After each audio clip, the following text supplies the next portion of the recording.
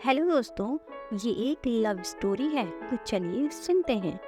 नमा के लिए एक नई कंपनी के ऑफिस में शहर के सबसे बड़े बिजनेसमैन का लड़का। शहर की लड़कियां मरती थी, लुक में वह किसी राजकुमार या हीरो से कम नहीं है।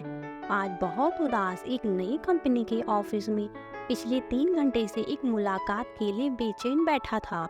हर 15 मिनट में रिसेप्शन पर बैठी लड़की से बार बार पूछ रहा है, क्या सर फ्री हुए, क्या सर फ्री हो गए, जिसकी तनख्वाह उसके ड्राइवर से भी कम थी।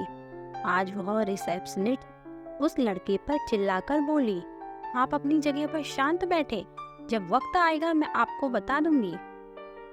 ऐसा पहली बार हुआ था कि रोहित राय इतना बड़ा आदमी नौकरों की बात सुन रहा था। बात कुछ ऐसी थी कि रोहित राय की कंपनी दिवालिया होने वाली थी और उसको सारी उम्मीद इस नई कंपनी के मालिक से थी। शायद यह कंपनी का मालिक उसको दिवालिया होने से बचा ले। 4 घंटे इंतजार के बाद रिसेप्शनिस्ट उससे बोलती है, अब आप मैडम के केबिन में जा सकते हैं। बॉस के जाने से पहले रोहित को यह तो पता चल गया था कि इस कंपनी का बॉस कोई लड़का नहीं बल्कि एक लड़की है। केबिन में पहुंचकर रोहित जब बॉस को देखता है तो दंग रह जाता है और कहता है, तुम और इस कंपनी की बॉस हो? यह हो ही नहीं सकता, जाओ जाकर बॉस को बुलाओ। क्यों, मैं तुमको बॉस नहीं लगती? और अगर ऐसा है तो तुम जा सकते हो। नहीं नहीं, मैं तो बस पूछ रहा था।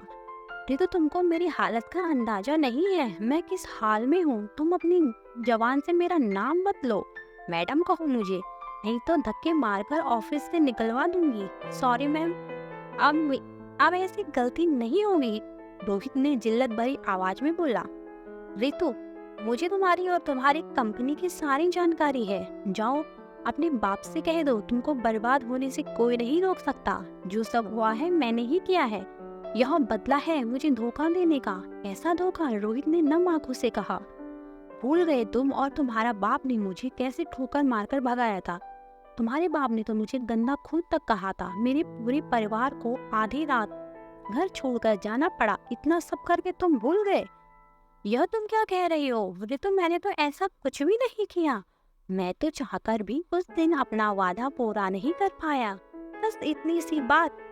क्या तुमको नहीं पता क्या हुआ था? उस दिन मैं अपना सारा घर बार छोड़कर अपनी जिंदगी को दांव पर लगाकर तुम्हारे साथ अपनी जिंदगी बसने आई थी। मैंने 4 घंटे इंतजार किया। उस रात का आंधी तूफान भी मुझे तुम्हारे पास आने से रोक न सका। उस तेज बारिश में 4 घंटे खड़े खड़े मैंने अपने अरमानों को जलते देखा। तुम्हारे बाप ने धमकी दी, अगर मैं यह शहर छोड़कर नहीं गई तो मेरी छोटी बहन कहीं मुंह दिखाने के काबिल नहीं रहेगी।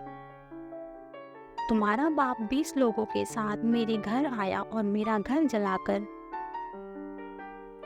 और तुमको कुछ भी नहीं पता कैसे मैं आधी रात अपने परिवार के साथ शहर छोड़कर भागी। कैसे मेहनत मजदूरी कर मैंने अपने परिवार को पाला, छोटी बहन को पढ़ाया। तुम्हें कुछ भी नहीं मालूम? तुम्हें कैसे मालूम होगा? तुम तो अपने महल में आराम से सो रहे होंगे। तुम तो सबसे रईस बाप की औलाद, जिसको गंदी लड़की से प्यार हो गया था। यह क्या कह रही हो तुम? तुम्हारे साथ सच में ऐसा हुआ है? आज से मैं अपने बाप की शक्ल नहीं देखूंगा। उस रात मेरे साथ क्या हुआ तुमको नहीं पता।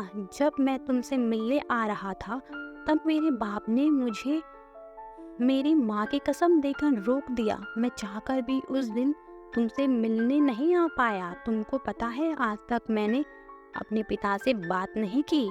तुमको मालूम नहीं मैंने कितनी कोशिश की तुमको ढूंढने की, कितनी बार मैंने अखबारों में छपवाया। तुमने तो पढ़ा होगा, रोहित इंटरनेट से कुछ पेपर की कटिंग निकाल रितु को दिखाता है। यह सब देखकर रितु के पैर तले जमीन निकल जाती है, क्योंकि गुस्से में जिस आदमी को अपना सबसे बड़ा दुश्मन समझ रही थी और सोचकर उसने पिछले 10 साल गुजारे कि रोहित ने उसको धोखा दिया, आज वो यह सच समझ नहीं पा रहा था। दोनों एक दूसरे से लिपटकर जोर जोर से रोने लगे और दोनों अपने अतीत को याद करने लगे।